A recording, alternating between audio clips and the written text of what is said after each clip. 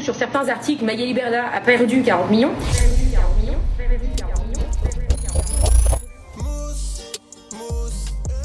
Est là pour mettre en lumière les mauvaises personnes, les fous.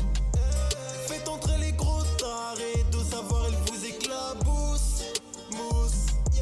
Mettez-vous à l'aise car là, on va se régaler. Mousse.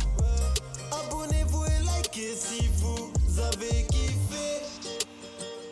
C'est Mousse, bienvenue aujourd'hui pour une nouvelle vidéo, j'espère que tout le monde va bien messieurs dames. Petite vidéo un petit peu spéciale parce que dans cette vidéo on va parler de deux sujets. C'est les vacances, j'ai le droit de me détendre mais je vais quand même vous proposer du contenu. On va parler aujourd'hui de Magali Berda, on va parler d'Oussama Ammar. Pourquoi on va parler de Magali Berda? Par rapport à la saisie conservatoire qui a été faite à Booba. Il y a eu de la nouveauté par rapport à ça, de toute façon vous le savez. Et Oussama Ammar parce qu'il a accordé une interview au téléphone à un créateur de contenu. Et dans cette interview, il a été plutôt incisif, non pas envers moi, enfin, vous allez le voir. Avant de partir pour cette nouvelle vidéo, c'est le moment de soutenir la chaîne et moi-même en mettant votre plus gros pouce bleu, votre meilleur commentaire. N'oubliez pas de s'abonner et d'activer la cloche pour ne pas rater les prochaines vidéos. On fait le même sur la chaîne secondaire, la chaîne Laurent de la Mousse, où vous avez des vidéos d'actualité quasi quotidiennes. On me rejoint sur Instagram, sur TikTok. Instagram, le nouveau Mousse YouTube. L'ancien, je me suis fait bannir. J'ai fait une bêtise, je vous expliquerai peut-être plus tard. Donc Mousse YouTube, je vous mettrai en commentaire épinglé sur TikTok, sur Twitch pour pas rater les lives du dimanche soir à 21h30. On va chercher à boire à manger, on se met à l'aise et moi je m'occupe du reste. Cette affaire est l'un des épisodes les plus spectaculaires de la guerre judiciaire entre Magali Berda et Booba.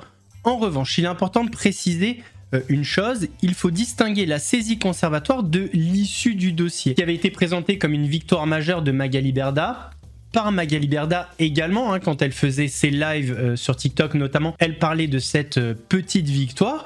Et bien finalement, cette décision a été annulée quelques mois plus tard. C'était il y a 1 ou 2 semaines je crois. On va remettre un petit peu de contexte. Retour en 2022. Booba lance une campagne contre plusieurs influenceurs et agences qui l'accusent de promouvoir des placements de produits trompeurs, du dropshipping, des arnaques, CPF, investissement, formation, copy trading et tutti quanti. D'ailleurs on parle de 2022 mais ça avait commencé en 2021. Au fil du temps et de son enquête, sa cible principale devient Magali Berda, fondatrice de Shona Evans.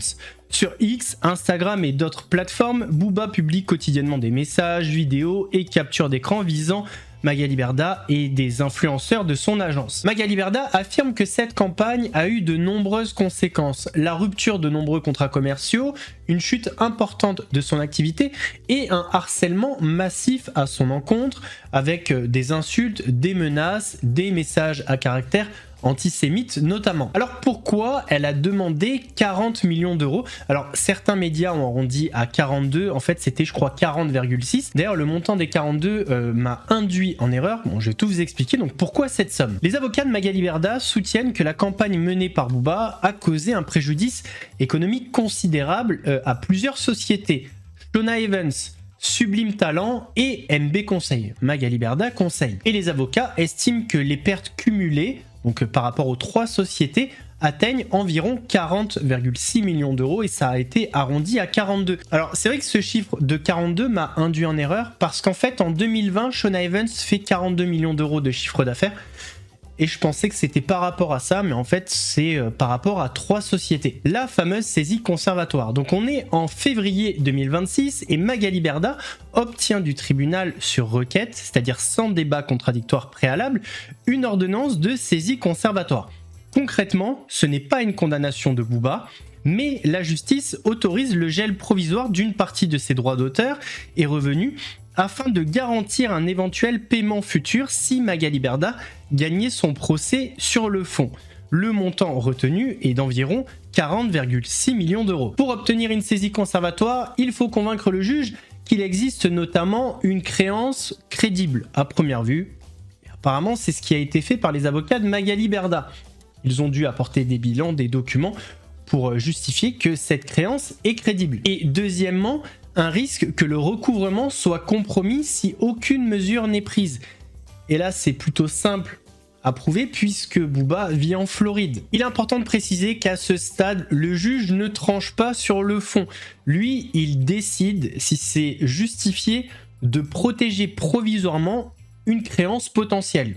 Il est juste là pour ça. 40 millions pour récupérer mon oseille. Ils n'ont pas respecté. Regarde-moi ça. Qu'est-ce qu'on va faire, Berthe? Putain.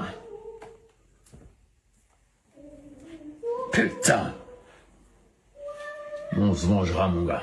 Il y a un procès aujourd'hui en cours avec Booba et on lui a fait saisir 42 millions d'euros successifs sur ses revenus parce que la justice a accepté et a confirmé pour l'instant, alors c'est provisoire, jusqu'au jugement définitif, que effectivement j'ai perdu 42 millions d'euros. Regarde Booba, pardon mais regarde Booba.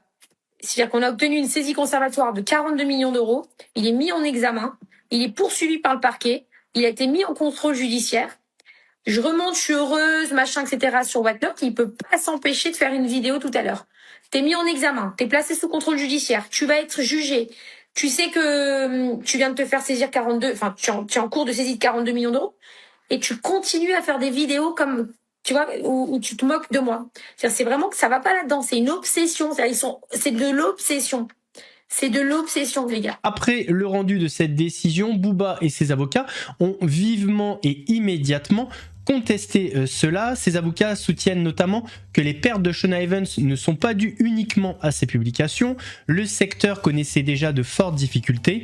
Plusieurs annonceurs s'éloignaient déjà du marketing d'influence et l'agence faisait face à d'autres problèmes économiques indépendants de la campagne menée par le rappeur. Ils avancent également que cette ordonnance a été obtenue sur les seuls arguments de Magali Berda. Dès que nous en aurons connaissance, nous la contesterons dans les conditions prévues par la loi et nous poursuivrons les requérants pour procédure abusive. En effet, le tribunal de Paris a ordonné jeudi 9 juillet la rétractation de l'ordonnance ayant autorisé la saisie conservatoire de 40 millions d'euros sur les droits d'auteur de Booba qu'avait obtenu Magali Berda. Saisi par la défense de Booba, le tribunal a estimé que l'agente d'influenceur Magali Berda n'avait pas démontré de manière suffisante l'existence de cette créance, relevant que la situation financière de l'entreprise était fortement négative avant même la commission des faits reprochés à Booba. Les avocats du rappeur ont dénoncé un cumul de mensonges par omission de la part de Magali Berda durant l'audience qui s'est tenue le 24 juin. Le juge d'exécution a aussi condamné la femme d'affaires à verser au rappeur 15 000 € de dommages et intérêts, comme le demandait la défense de Booba. Pour le magistrat, Magali Berda a nui à la réputation professionnelle du rappeur en alimentant abondamment les médias sur sa requête saisie. J'ai immédiatement demandé à mes avocats de contester cette décision, a réagi auprès de l'AFP l'agente d'influenceur. Le juge s'est prononcé sur une mesure provisoire, pas sur le fond. Le fond, lui, sera jugé et nous démontrerons pièce par pièce ce que tout le monde a vu en direct. Des centaines de publications devant les millions d'abonnés, des marques menacées une à une, des années de déferlement organisé et un préjudice économique considérable qui en est la conséquence directe, a encore assuré Magali Berda. Le procès pénal se tiendra en mars 2027. Sur certains articles, Magali Berda a perdu 40 millions. Alors j'ai absolument rien perdu et enregistrez-le bien. Je n'ai absolument rien perdu parce que je n'ai encore rien gagné. Pourquoi ? Parce que j'ai simplement fait une saisie conservatoire. Étant donné qu'il n'a pas été capable de me payer ce qu'il me doit déjà, donc depuis 1 an, c'est pourquoi il a été condamné, on demande à faire une saisie conservatoire. Le juge qui a étudié la première demande a accepté cette saisie conservatoire de 40 millions d'euros.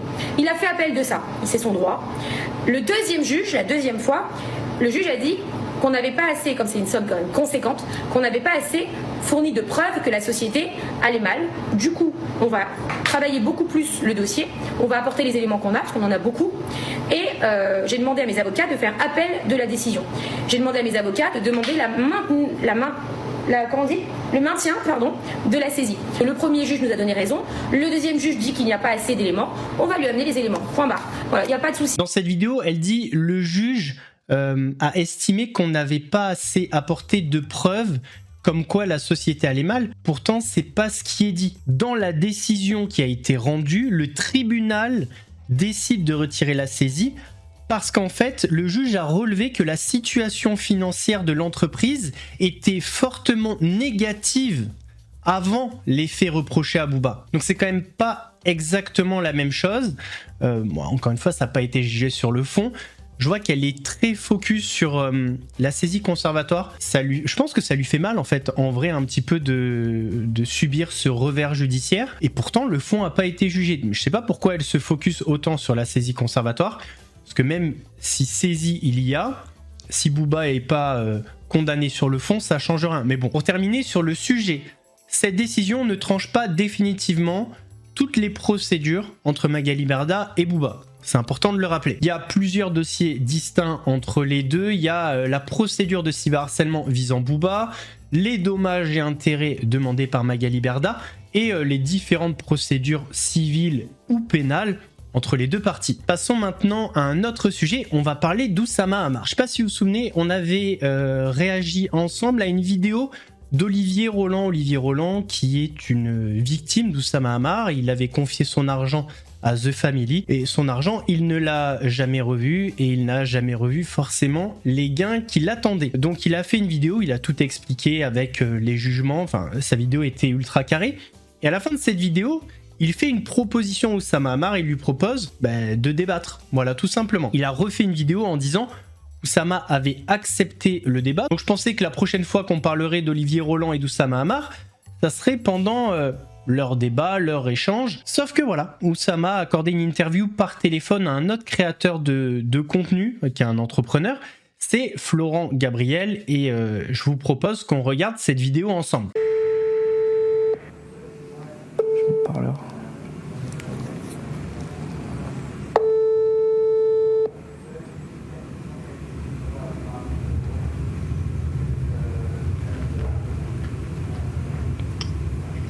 Allô? Tu m'entends ou pas? Yes, je t'entends. Tu vas bien? Pas bien, toi? Écoute, nickel. Écoute, Mousse, j'ai vu la vidéo de Olivier Roland. J'ai pas lu ta réponse en entier pour être totalement transparent. Mais je voudrais bien avoir ton retour et savoir justement, écoute déjà ton retour par rapport à ça. En fait, pour moi, il y a 3 niveaux. Alors, le truc déjà qui me surprend, c'est qu'Oussama accepte de donner une interview avant l'échange. Je trouve que c'est... Parce que forcément, il va donner des arguments et Olivier Roland va avoir tout le temps pour contre-argumenter. Alors, je pense qu'il n'avait pas besoin de ça, mais je sais pas si c'est une bonne chose pour Oussama. Deux choses qui me dérangent. La première, c'est qu'il n'a pas un contrat avec moi, mais avec The Family. Okay. Et je peux avoir l'histoire qu'il veut, je peux avoir l'histoire que je veux avec The Family. À la fin de la journée, le contrat, il est entre lui et The Family. Et donc, moi, je comprends pas pourquoi il s'est pas retourné contre The Family, qui a l'argent en caisse pour le rembourser, qui a dépensé 10 fois l'argent qu'il demande en avocat, et qui a toujours pas obtenu le moindre euro dans une bataille qui me pourrit la vie, leur pourrit la vie de tout le monde, fait que tout le monde parle tout le temps. Et donc... C'est un argument. Alors, ça aurait été intéressant d'avoir la réponse de Nicolas Collin. J'ai contacté Nicolas Collin qui n'a pas souhaité répondre, en tout cas peut-être de suite, mais c'est vrai que c'est un argument. Il a un contrat avec The Family, pourquoi il ne se retourne pas contre The Family et The Family contre Oussama? Bon, The Family c'est déjà retourné contre Oussama. C'est un argument qui s'entend de la part d'Oussama Hamar. Maintenant, c'est malin aussi de sa part de dévier un peu et d'envoyer un peu de poudre pour faire oublier sa responsabilité. En fait, le mec me fait croire que il n'a pas été souscrit par moi, il n'a pas été pitché par moi, il a été pitché par un employé de Family, Olivier a décidé d'investir dedans, il parle pas de tous les SPV où il a gagné de l'argent. C'est quand même drôle de présenter ça comme s'il avait fait qu'un seul investissement qu'il avait perdu, alors qu'il en a gagné dans d'autres, là où il se plaint. Dans la deuxième vidéo d'Olivier Roland, il explique qu'il y a certaines SPV où il a gagné de l'argent, mais au final, avec cette perte, il n'a pas gagné d'argent, donc il a été transparent là-dessus. Non pas. Et en plus, The Family a largement l'argent de le rembourser. Ils ont 21 millions en caisse. Pourquoi ils ne remboursent pas le 1,9 million des SPV, quoi? Ce qui est le fond de l'affaire depuis 6 ans et notre bataille, qui a complètement dérivé, mais c'était ça à la base, en fait. Ensuite, Olivier Roland vient, il fait des vues, il se la raconte, il sort des documents qu'il ne comprend pas, il parle de décisions qui n'ont donné lieu à des jugements, c'est des décisions par défaut dans des procès où je ne me suis pas présenté. Ça reste des jugements, que tu sois là ou pas. Et en plus de ça, dans la vidéo d'Olivier Roland, il contre-argumente par rapport à ça. Après, tu fais le choix de pas te défendre, etc. Peut-être que tu ne viens pas parce que t'as pas les moyens. Alors, je parle pas forcément financier, mais t'as peut-être pas la matière pour te défendre. Et du coup, tu te dis, bah, je vais pas me défendre. Comme ça, je vais dire, ah oui, mais en fait, j'étais pas là. Ça montre pas ma culpabilité, ça montre juste que je n'étais pas là. Ça peut être de la com aussi, hein. Il fait tout ça. Et le seul procès véritable où il pourrait dire quelque chose, c'est l'accusation pénale en France. Ça fait 6 ans que l'enquête a démarré. Et au bout de 6 ans, je suis toujours pas mis en examen. J'aimerais bien qu'un jour quelqu'un trouve ça bizarre quand même que si ils avaient quoi que ce soit contre moi, ça ferait longtemps qu'ils m'auraient mis en examen. Et donc tout ça, en fait... Alors je tombe sur une plainte de 2022, c'est un argument, sans en être un je trouve, parce que apparemment c'est toujours ouvert, donc il n'a pas été innocenté non plus. On sait que la justice parfois ça prend du temps. Pour moi le vrai argument, ça a été classé sans suite. Et là, fin de l'histoire. Mais pour l'instant, c'est pas un argument. C'est Olivier Roland qui veut faire des vues et qui joue à un jeu dangereux. Maintenant qu'il a pris parti pour eux et dans leur camp, et je vais l'attaquer. Tu vois, là, je vais l'attaquer. J'ai déposé un case contre lui à Dubaï. Je vais l'attaquer en France pour diffamation. Enfin, ça va être encore des tout ça pour rien juste parce qu'il veut faire des vues, quoi. C'est toujours pareil, diffamation. Pour l'instant, la diffamation, c'est très très dur à prouver en France déjà. Il y a l'exception de vérité, il y a la bonne foi. Si t'exposes des faits et des théories avec des arguments qui te font arriver à cette théorie, la bonne foi, ça fonctionne bien. Donc, est-ce que Oussama parle avec son ego ? Est-ce qu'il est vraiment convaincu de ça ? Est-ce qu'il a vraiment intenté une action ? Mystère. Ouais, ok. Bon, c'est plutôt clair. Je sais pas si c'est pour faire des vues, hein, comme je vous connais tous les deux. Si c'est pas pour faire des vues... Bon, de toute façon, moi, ce mec, je le connais depuis 10 ans. Je l'ai jamais trouvé intelligent. Nicolas Collin, il avait une blague sur lui dans une famille. Il avait transformé Olivier Roland en mème. Ça me fait rire que maintenant Olivier Roland le défende parce que Nicolas, chaque fois qu'il interagissait avec lui, il avait un mème sur lui. Il est très sympa, peut-être au demeurant, mais il est complètement débile et à côté de la plaque. Il ne comprend rien. Il comprend rien des principes simples. Moi, j'ai des dizaines d'emails là. Alors, c'est malin de la part d'Oussama. C'est peut-être vrai, je sais pas. Mais c'est malin de la part d'Oussama, foutre un peu la zizanie pour essayer de diviser. Curieux, on saura jamais si c'est vrai ou pas, mais le procédé d'Oussama, on dirait un truc un peu de collégien, tu vois. Quoi, ouais, t'es avec lui, mais qu'est-ce qu'il a dit sur toi à l'époque, Nainana ? Je pense pas qu'on parle de ça. Si Olivier Roland, il s'estime lésé dans une relation d'affaires, je pense qu'il s'en fout un peu de savoir ce que Nicolas Collin pensait de lui. J'ai publié d'échanges entre lui et Nicolas, où Nicolas lui explique des trucs sur d'autres sujets, tu vois, des sujets avant que le conflit, et à chaque fois il comprend pas où est son argent, ses taxes, ses machins. Ça a été un des actionnaires les plus painful de notre histoire, quoi. Okay. Et maintenant, il fait le chevalier en mode Oussama m'a volé 44 000 €, frère. Encore une fois, on va reprendre un principe de droit très très simple. A-t-il un contrat avec Oussama Ammar ou a-t-il un contrat avec The Family ? Et s'il a un contrat avec The Family, pourquoi ce serait à moi de le payer ? Bon, alors moi je suis pas dans les trucs de justice, j'ai juste regardé la vidéo, j'avais suivi l'affaire vite fait. D'ailleurs, juste un petit truc, je me suis replongé dans les vidéos, dans les jugements. Si Oussama est attaqué personnellement, c'est parce que sa responsabilité personnelle est engagée. Il a agi indépendamment de la société The Family. Les détournements de fonds lui sont attribués personnellement. Les fonds qui étaient normalement destinés à des investissements ont été détournés pour des entreprises personnelles d'Oussama Ammar. C'est pour ça qu'il est attaqué personnellement. Donc c'est plutôt logique. Et d'ailleurs, on peut retourner le problème dans tous les sens.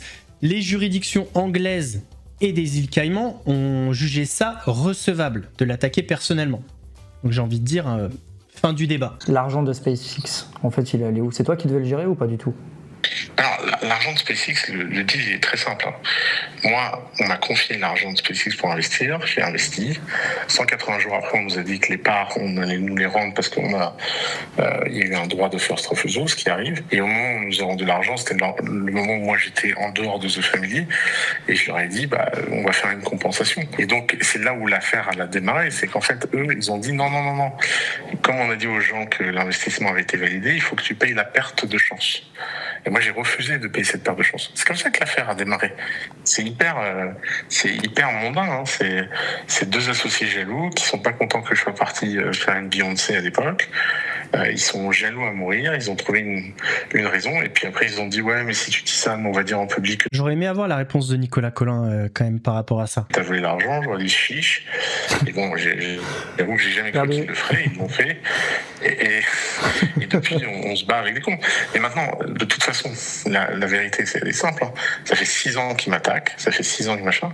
Ils ont toujours pas récupéré 1 euro.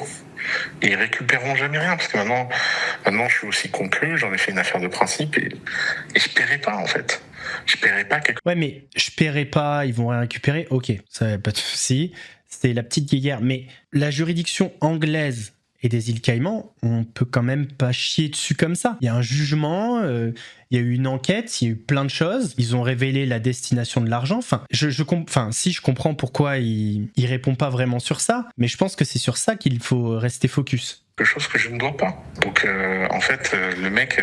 et en plus, Olivier, encore une fois, il a signé avec qui son contrat de SPV ? Tu vois, c'est quand même fou, cette histoire. Ça sert à ça, une personne morale.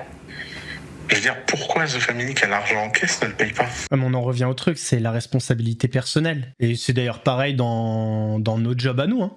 Si à un moment donné, il y a une personne qui agit personnellement, qui fait des choses, il peut être attaqué personnellement, indépendamment de la société. Ok, ils ont un problème avec moi, ils m'attaquent, tout ça c'est un autre sujet, il n'y a pas de problème. Moi, j'ai rien contre le fait qu'ils m'attaquent. J'ai un truc sur le fait que les actionnaires disent « Ah, c'est à lui de payer ». Mais non, c'est pas à moi de payer. Si, imagine, tu signes un contrat avec Goldman Sachs, tu fais un investissement. Et Goldman Sachs, il y a un problème. Et ils disent « Ah, c'est parce qu'un de nos employés nous a volé ». Tu crois que le dirigeant, il peut dire ça ? Il peut dire, on vous paiera quand on aura récupéré l'argent. C'est typiquement le cas de Jérôme Kerviel. Hein. Je dis pas qu'il a volé ou quoi que ce soit, mais dans l'affaire de la Société Générale, le parquet n'a pas attaqué la Société Générale, et pourtant Jérôme Kerviel est sous contrat avec la Société Générale. Elle a attaqué Jérôme Kerviel pour des agissements personnels. Donc au final, c'est un peu le même cas. Et c'était en France. Donc l'employé nous doit. Donc le mec il dit non, il y a 2 sujets différents, il y a la responsabilité et il y a le recouvrement. Le recouvrement c'est une affaire entre The Family et moi et bon courage pour eux. Et la responsabilité c'est entre The Family et Olivier. Donc si Olivier il est sérieux, il aurait pu faire une vidéo où il aurait pu poser 3 questions. Pourquoi Alice et Nicolas n'étaient pas au courant ? Pourquoi ils se présentent comme victimes ? Et comment ils peuvent oser se présenter comme victimes alors qu'ils étaient directeurs ? Tu crois vraiment que les mecs, c'est 4 ans après qu'ils ont découvert les virements ? Ouais, j'étais pas dedans, mais oui, j'entends la question en tant que CEO. Généralement, c'est quand même, t'es quand même censé savoir un peu ce qui se passe, quoi. Attends, notre boîte est auditée et les comptes sont signés par BDO et par Nicolas Collin tous les ans, plus LGT. Donc il y a des audits tous les ans pendant le truc, et 2 ans après mon départ, on dit ouais, en fait, il y a un problème il y a 4 ans. Tu trouves que c'est une explication. Supposons que ce soit vrai. C'est un argument recevable, je trouve. Maintenant, au début, tu peux découvrir des petites choses. Et tu creuses, et des fois, tu découvres des choses d'il y a 4 ans. C'est pas impossible. Mais j'entends l'argument d'Oussama Ammar. Pourquoi Nicolas est pas viré ? Il a quand même signé pendant 4 ans sans rien voir dans ce cas-là. T'es chaud ? T'es sur Dubaï, là ? Ouais, je suis à Dubaï, ouais. On peut en faire un podcast, tu penses ? Ah ouais, et en parler plus en détail ? Avec très très grand plaisir. De toute façon, je viens avec Olivier ?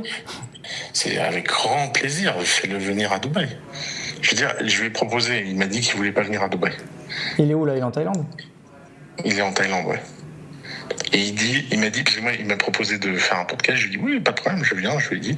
Après, il m'a dit, ouais, en Europe. Je lui ai dit, attends, je vais pas faire l'aller-retour en Europe juste pour ton putain de podcast alors que c'est toi qui m'accuses. Enfin, il y a 2 minutes, détends-toi, quoi.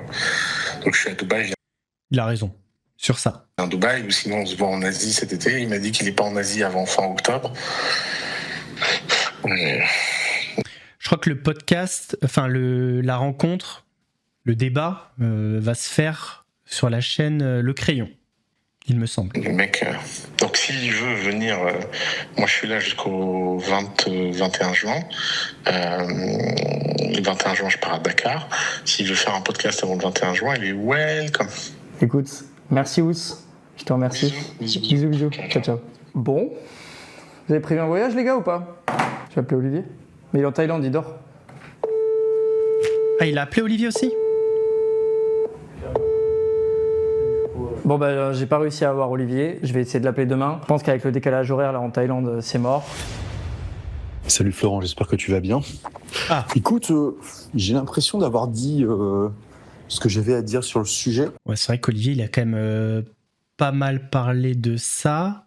Ça date du 23 juin. Alors, c'est quoi ces tweets? Il aura lieu le 29 août dans l'après-midi à Paris. Bah, du coup, Oussama va venir en Europe. Ok.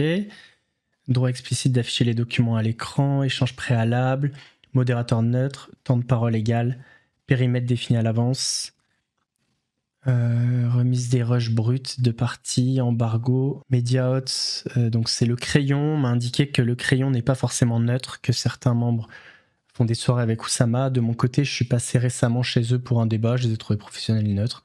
Je leur fais confiance. Ok, on va écouter sa réponse. Le reste, je vais en débattre avec Oussama en direct. Je vois pas trop ce que je pourrais rajouter. Malin, Olivier, de pas dire ce qu'il a à dire. Après, je suis pas fermé à l'idée de faire un petit call avec vous, mais dis-moi de quoi on va parler exactement, parce que, je veux dire, dans ma vidéo, il y a déjà tout, en fait, hein, avec les sources, les jugements et tout ça. La vérité. Je sais vraiment pas quoi en penser. Je suis ami avec Ous, je suis ami avec Olivier. Évidemment, je suis pris de court, j'ai absolument pas creusé le sujet comme il faudrait. C'est quelque chose qu'on va faire, bien sûr. Il m'a semblé sincère. J'en ai croisé des scammers sincères quand même dans ma vie, hein, donc... Alors, je me permets de répondre, Florent. Oussama, il est quand même poursuivi en France, là, pour fraude et blanchiment, indépendamment de ça. Il y a cette procédure, il a déjà été condamné dans le passé pour faux usage de faux. Il y a quand même un passif. Il y a quand même 2 juridictions qui ont rendu des jugements sur cette affaire, qui ont donné raison à Olivier Roland. C'est quand même très factuel. Pour le coup, moi, je suis pas team, hein, mais j'ai plus foi en la version d'Olivier Roland que celle d'Oussama Hamar. Oussama, il me paraît plus être dans de la com, sauver les apparences, que vraiment répondre sur les arguments et le fond. À part avoir dit qu'Olivier, il était débile, il comprenait rien, que Nicolas Collin parlait mal de lui, sur le fond, il n'y a pas grand-chose. Messieurs, dames, on arrive à la fin de cette vidéo. Donc, le débat entre Olivier Roland et Oussama Hamar, ça va être le 29 août, je crois. Je sais pas si la vidéo va sortir directement, mais en tout cas, on la regardera, c'est dans un mois. J'ai hâte de voir un petit peu. Je pense qu'Olivier Roland va gagner ce débat, enfin... comme ça de loin, parce que Oussama il est très bon en débat. Faut qu'Olivier Roland il se prépare un petit peu, parce qu'Oussama il est quand même plutôt pas mauvais dans la joute verbale, mais Olivier Roland il va arriver avec du factuel, il va montrer des documents, et je suis pas sûr qu'Oussama ait assez de matière pour contrer ça. En tout cas, s'il avait assez de matière, il l'aurait apporté au tribunal, ce qu'il a pas fait. Donc voilà. En tout cas, j'espère que la vidéo vous a plu. Je sais, il y a 2 sujets distincts, mais j'avais envie de traiter ces 2 sujets. Il n'y avait pas forcément assez de matière côté Magali Berda pour faire une vidéo. Il y avait peut-être un peu plus de matière côté Oussama, mais je me suis dit vas-y, on tente un format un petit peu mixte comme ça. En tout cas, j'espère que ça vous a plu. Si c'est le cas, votre plus gros pouce bleu, votre meilleur commentaire. On n'oublie pas de s'abonner et d'activer la cloche pour pas rater les prochaines vidéos. On fait de même sur la chaîne secondaire, la chaîne Laurent Delamousse, où vous avez des vidéos d'actualité quasi quotidiennes. On me rejoint sur Instagram, le nouveau Mousse YouTube en description, commentaire épinglé, sur TikTok, sur Twitch, pour pas rater les lives du dimanche soir à 21h30. Nous, on se donne rendez-vous mardi. En attendant, prenez soin de vous, passez un bon week-end. Et c'est tout. Mousse, c'était chaud, c'était flou, mais on a mis la loupe. Les fous, les relous, ceux qui parlent beaucoup. Ici on éclaire tout, même ceux qui fait grincer les dents. Si t'as kiffé, balance un like. Abonne-toi, rejoins la clique. Active la cloche, on remet ça bientôt. Et crois-moi, la suite va faire du bruit.